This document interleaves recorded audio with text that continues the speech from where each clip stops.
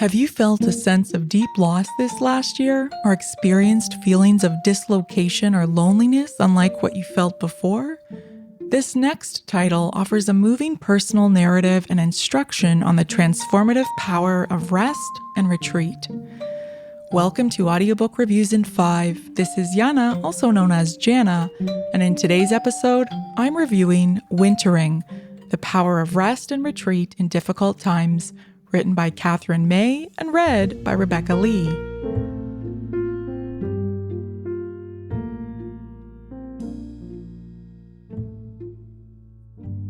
All of us have experienced unforeseen circumstances like an abrupt illness, the death of a loved one, a breakup, or a job loss. These experiences can be deeply lonely and confusing.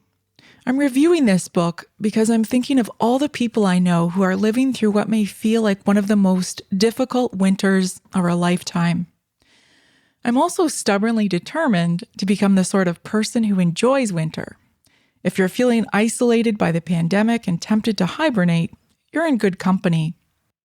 In Wintering, Katherine May reveals what happened to her as her husband fell ill, her son stopped attending school, and her own medical issues led her to leave a demanding job. Wintering explores how she not only endured this painful time, but embraced the unexpected opportunities it offered to her.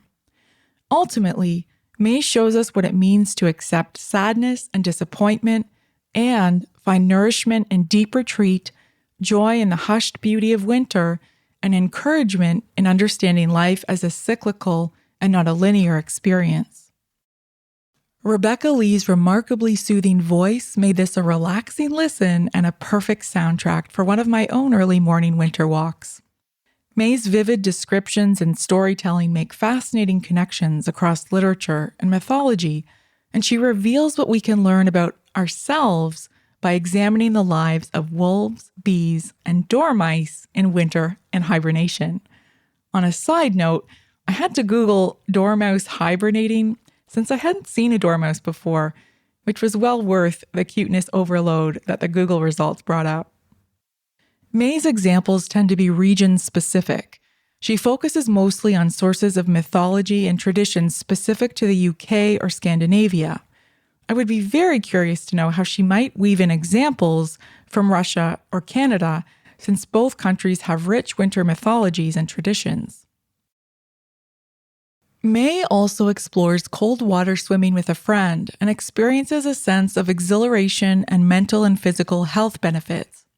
There is increasing evidence that cold water exposure or cryotherapy can help treat depression, bipolar disorder, and other mood disorders. So I found May's story about Dorte Liger of Denmark, who overcame hypomania and depression using this form of therapy, to be especially interesting. Regularly swimming or even simply resting in water of 7 to 8 degrees Celsius, along with several other lifestyle changes, helped Ligar taper off and ultimately stop taking medication while under her psychiatrist's supervision. May says, quote, "If happiness is a skill, then sadness is too. Perhaps through all those years at school, or perhaps through other terrors, we are taught to ignore sadness, to stuff it down into our satchels and pretend it isn't there. As adults, we often have to learn to hear the clarity of its call. That is wintering. It is the active acceptance of sadness. It is the practice of allowing ourselves to feel it as a need. It is the courage to stare down the worst parts of our experience and to commit to healing them the best way we can. Wintering is a moment of intuition. Our true needs felt keenly as a knife," unquote. I highly recommend this audiobook to anyone open to reframing how they see loss, loneliness, or time and productivity.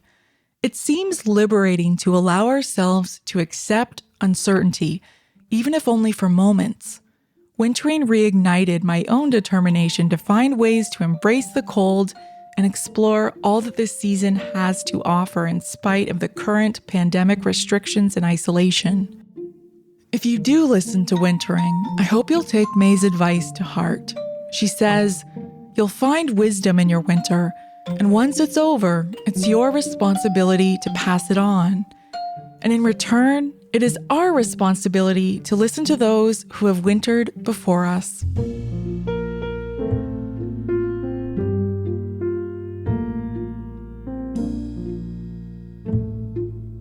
That's all for this episode of Audiobook Reviews in 5. Thanks for listening. If you have not yet done so, please follow us on Facebook and subscribe to Audiobook Reviews in 5 on Anchor, Apple, Spotify, and many others. By subscribing, you help increase the profile of this podcast and chances of other listeners finding it. I look forward to checking in with you all again soon. Please stay safe and be well.